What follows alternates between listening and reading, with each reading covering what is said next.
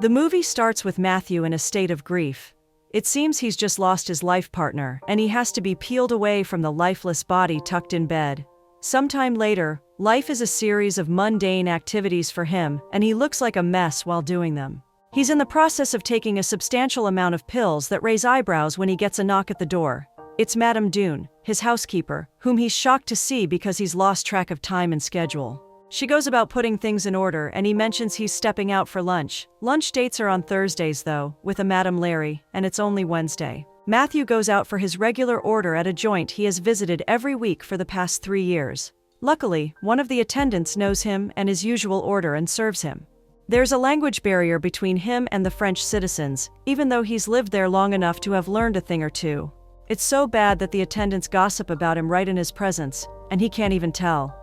Matthew takes his lunch and goes to settle on a park bench. His wife's presence is never far off, and he can feel her right next to him, trying to teach him the basics of French. He takes flowers to his shared tombstone with Joan. She left him in 2007. He boards a bus and trips into a man who's ready to get aggressive. Pauline comes to his defense and decides she'll stick by his side even when they alight. She offers to accompany him on his walk home, but he tries to dissuade her, feeling like a charity cause. She insists by silently walking in step with him and seeing him all the way back to his apartment. He's moved by her kindness and offers to buy her a cup of coffee, but she'll have to pass because she has work to get back to. She's a dance teacher, and Matthew mentions he was a philosophy teacher. There's no language barrier between the two, as Pauline speaks fluent English.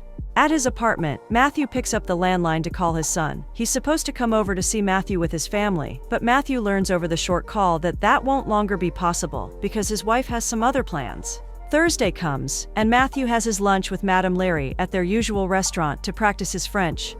Matthew boards the bus and finds Pauline on it. It takes her a while to notice him because she has earphones on. They both alight at the same bus stop. Pauline asks where he's off to, and he replies he's headed home, which is strange because his apartment is quite a distance from where he's dropped. He admits he got off on a whim after seeing her, and this makes her smile. He'll wait for the next bus headed in the right direction and takes a seat on a bench to wait. Pauline waits with him, and he tells her she doesn't have to.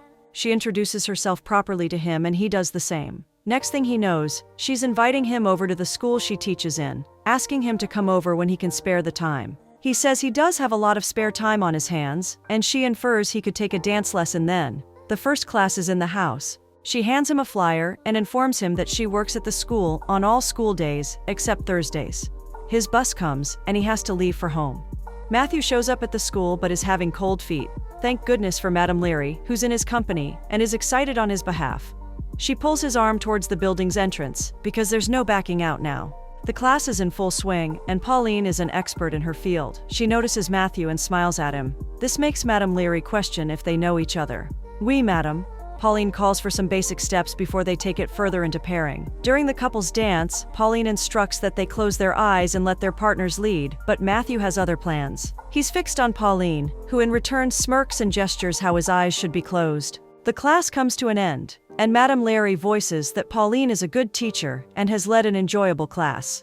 She also comments on Pauline's fluent English, making the teacher reveal that she's English on her father's side and it's a language she enjoys speaking. Madame Larry relays that Matthew teaches her the language. At the end of the day, Matthew is back home in his lonely apartment. He goes to his study room, surrounded by pictures of his family from a different time.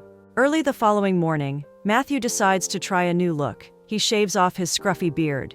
He goes to see Pauline at the dance class, but has no intentions of participating. Instead, he's laid back against a wall watching the show. It's only inevitable that he can't stay on the sidewalks for much longer. One of the students pulls him to join them despite his protests, but he clearly doesn't regret it, falling into the easy steps and smiling at Pauline as if to say, "Look at me, I'm getting the hang of this." Matthew has lunch after, and Pauline tags along. Matthew voices that she doesn't have to accompany him, but he should know better by now. She wants to regardless. They reach a park and Pauline excuses herself to get Matthew a surprise she has. Matthew waits out on the bench for only some seconds before opting to walk away. Pauline comes back with a bag of lunch and calls his attention. They settle back on the bench and Pauline remarks that the bench is now theirs. She got them hot dogs because she felt they would remind Matthew of America, home. He soils and ruins his tie, but it's fine. Things are taking an interesting turn in his life, and he owes it to Pauline, who he deems is unpredictable. She comments on his clean shave and he'd like to know if she approves of the new look, but the beard was nice too because it reminds her of her father. Matthew hopes that's a good thing, and Pauline affirms that it is. Her father is however late and passed on a long time ago. Matthew remarks that Pauline's hair is much like his wife's. She's also passed on, although Pauline initially thinks he's making a cruel joke. Matthew clarifies that his wife has indeed passed on, and it's been 3 long years, 11 months, and 2 days. Pauline offers her condolences and ears should Matthew want to talk about it. He doesn't though. Pauline starts walking Matthew home.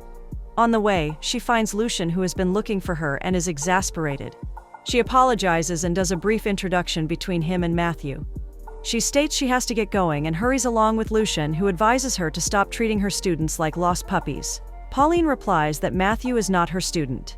Matthew dons a new tie and receives Pauline into his apartment. She notes it's a grand and beautiful apartment with a study housing so many books. Matthew has read every single book there and is in the process of boxing them to sell them. He doesn't have a buyer in mind. Pauline thinks they're off on another walk, but surprise, surprise. Matthew has a car. It's ironic because she did meet him on the bus and then there's all that walking. They get in and he zooms off somewhere. He takes her to a restaurant where they have a reservation. The waiter shows them to the table, but he'd prefer one with better lighting and close to the window with the morning light streaming in. He takes the new table without procedures and orders 2 glasses of their best champagne. He must be an influential man because the waiter bends to his wish.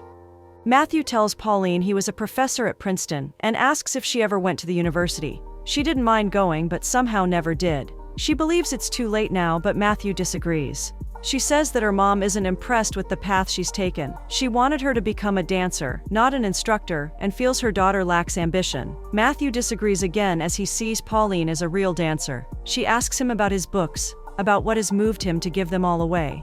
He goes full philosophy on her, basically saying that losing someone special to him forced him into a life of solitude. Even in solitude, he can't avoid the daily hassles of life where everyone else is just an unwelcome distraction or cloud. Pauline wants to know if she fits into the category of everyone else, and he admits that she's become a part of his life he's yet to place. After their meal, they go rowing on a boat and muse on more philosophy. Matthew believes he has his life figured out, but Pauline counters that if he did, then he wouldn't still be alive. On their ride back to the city, Matthew's engine fails, but a man named Jerome is there to help try to kickstart it. It's to no avail, and Pauline is running late for an appointment.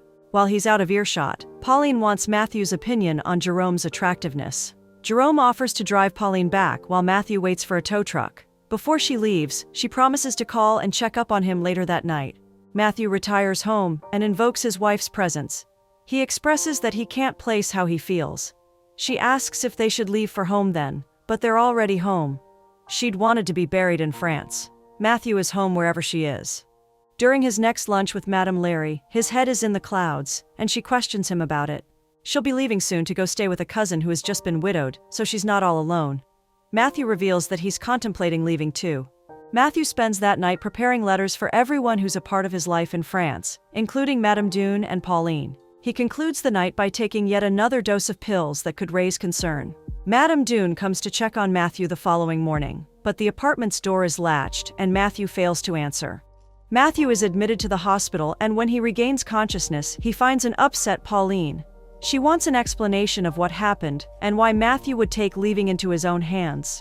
He relays that his decision was influenced by her. She's made him realize that he's just biding time. He wants a Coke, and Pauline offers to get him one. She's also made a decision of her own that she'll let him know about once she's back with the Coke. Matthew suddenly doesn't want her to leave. She leans in for a hug, and Matthew's son, Miles, comes and finds them in an embrace. Pauline gives them their privacy, and Miles goes straight to nagging Matthew about his termination stunt and the compromising position he found him and Pauline. Pauline looks like she's even younger than Miles, and Miles can't understand what games Matthew is trying to play. Pauline returns, and Miles excuses himself to go look for his sister, Karen. Pauline now knows Matthew has 2 kids. As for her earlier decision, it can wait to be revealed. Outside, Miles confronts Pauline and her intentions. Pauline feels his priority should be Matthew's mental health, and not her who's only trying to help. Pauline storms off at the same time Karen steps in. Karen caught a glimpse of the interaction, and Miles explained they might just have a new stepmother in the making.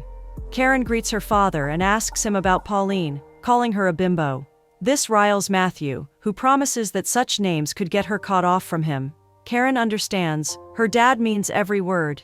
Karen pulls out her rebel card and starts smoking. A nurse spots her and angrily shoos her and Miles away so their father can rest. Karen wants their dad to come home, but Miles clarifies that Karen speaks for herself alone. Such a sour father and son relationship. Karen and Miles spend a fleeting moment in their father's apartment before concluding that they'd rather get a hotel. Miles goes to visit his mother's grave. He later runs into Pauline in the apartment. She explains she's there to pick up some stuff Matthew needs, and Miles watches her long enough to comment that she knows her way around the house. She replies that he's reading too deep a meaning into things, but Miles maintains that his father needs his family. Pauline doesn't disagree. She goes on to ask if he's staying at the apartment for easy reach, but he answers that he's booked at a hotel close by. He has a book from the study that he knows his father likes and hands it to Pauline to give to him. Pauline advises that Miles could be more appreciative of Matthew simply because he's still with them. Pauline spends time with Matthew in the hospital, both having box noodles. She makes herself comfortable in the twin bed in the hospital room, and Matthew is just trying to understand what makes her tick. She opens up about meeting him on the bus for the first time. Her instincts told her he had no one, just like her. She felt an instant connection to him, like she knew him, and was shocked to see he has a whole family back in America. She's been looking for family and hoped she could find that in Matthew. Matthew expresses he's a bad father who never wanted kids. Joan related better with the children, and he kept his distance because he was afraid of leaving the same impact his father left on him. His tactics failed miserably, and now here he is. Pauline promises him that he's not as bad as he perceives, and his family most definitely doesn't want him to hurt himself, or to keep pushing for distance. She admits she too has grown attached to him, so he better think twice before trying to overdose again. Matthew recalls being in the same hospital years back. This time it was Joan on the twin bed. She'd been sick and pleading with him to do her a favor. He battled with the fact that his children would never forgive him. Matthew has been discharged and is in a hurry to get somewhere. His children try to convince him to move back to America and sell their mother's house, but Matthew isn't having any of that.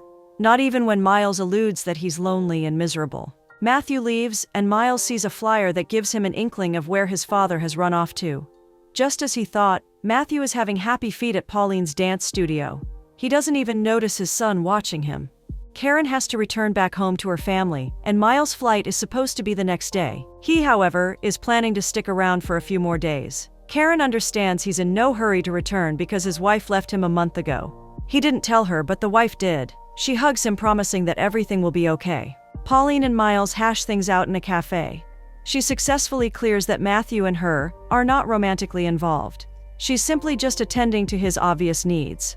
Miles scorns that she should put that energy into looking after her own self. She seeks to know why he's so angry, and he admits his wife had an affair and is pregnant. He claims that's not why he's angry, though. Pauline tries to make him see that Matthew feels he's angry at him. She inquires about his activities for later that night. Matthew isn't pleased to see Miles instead of Pauline showing up for dinner. Miles isn't pleased too, but it's clear that Pauline has set them up to be in the same place and talk things out.